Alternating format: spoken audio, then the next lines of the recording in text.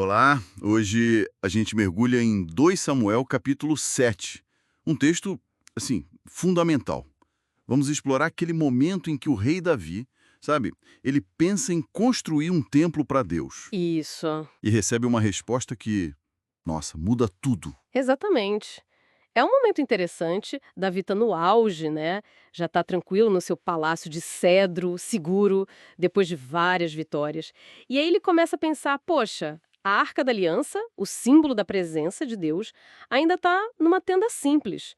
É um contraste forte. E ele leva essa inquietação para o profeta Natan. Fala algo como: olha só, eu aqui, nesse luxo todo, e a Arca de Deus numa tenda. Parece uma intenção super nobre, né? Sim, parece ótima. E a primeira reação de Natã é até de apoio. Ele diz, olha, vai fundo, faça o que está no seu coração porque o Senhor está com você. Uma resposta bem humana, talvez, compreensível.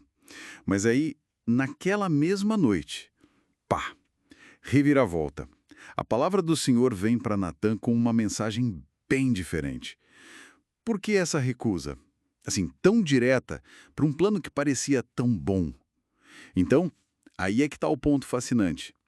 Deus, falando por Natã, questiona a ideia central de Davi. Você, você construiria uma casa para eu morar? É quase espera aí.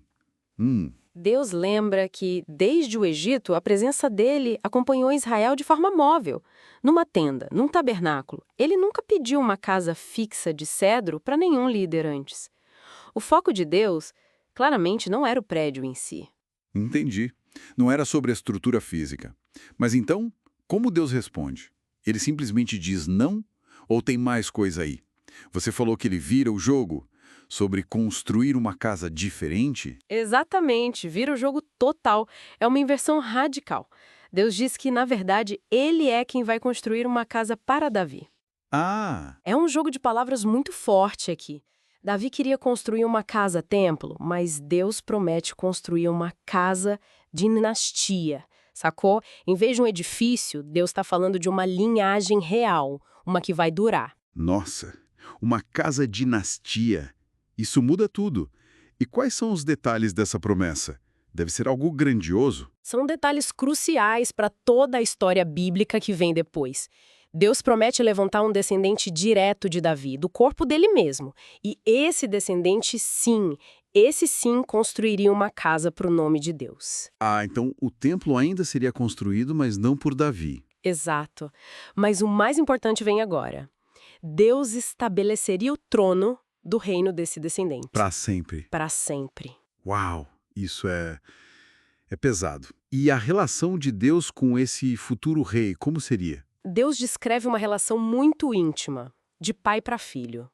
E olha que interessante, ele fala que vai ter disciplina se houver erro, com vara de homens, tipo consequências normais, humanas, mas o amor leal de Deus, a sua Hesed, não seria retirada. Diferente do que aconteceu com Saul, o rei anterior, né? Entendi. Disciplina sim, rejeição não. Isso. E a promessa termina com essa força toda. Sua casa e seu reino permanecerão para sempre diante de mim. O seu trono será estabelecido para sempre. É definitivo, puxa vida. E o Davi? Como ele reage quando Natan conta tudo isso para ele? Imagino que ouvir um não para o seu projeto, mesmo com essa promessa incrível, poderia gerar, sei lá, uma frustraçãozinha. Pontos mais altos desse capítulo. Ele vai lá, se senta diante do Senhor, não com queixa, mas com uma humildade que, nossa, desarma a gente. E o que ele diz? A oração dele começa assim: Quem sou eu, ó soberano Senhor? E quem é a minha família para que o Senhor me trouxesse até aqui? Ele fica maravilhado. Ele reconhece na hora que aquilo é muito maior do que ele, né? Que a promessa de Deus ultrapassa qualquer mérito ou expectativa dele. Totalmente. Ele louva a grandeza de Deus, a escolha de Israel, e aí ele pede, sabe?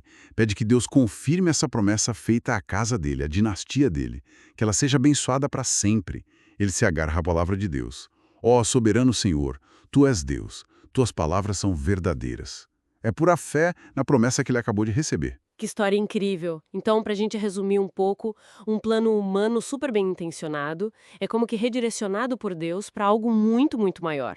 A preocupação do Davi com o lugar físico é respondida como uma promessa divina de uma linhagem real eterna. Exatamente isso. Uma troca do tangível e imediato pelo eterno e dinástico. E isso, claro, deixa uma ponta para a gente pensar, né? Qual? Bom, como será que essa promessa de uma casa, de um trono que duraria para sempre, feita tantos séculos antes de crises como o exílio na Babilônia, por exemplo, como ela continuou alimentando a esperança do povo de Israel? Como eles interpretaram isso ao longo da história, especialmente nos momentos mais sombrios? Fica aí a reflexão.